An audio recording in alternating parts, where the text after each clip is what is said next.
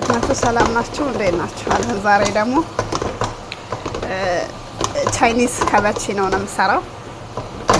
እዚህ ጋር ቺክን ነው። ከዛ ደግሞ መሽሩም እንጨምራለን። ያያችሁ መሽሩም እዚህ ጋር ደግሞ መሽሩም እንጨምራለን። መሽሩሙ ጥብስ ይላል።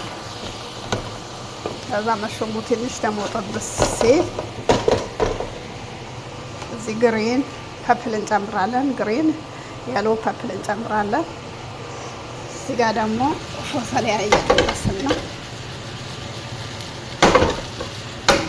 ፎሰሊያውም ቺክን እንጨምራለን። ሰድር ቺክን እንጨምራለን።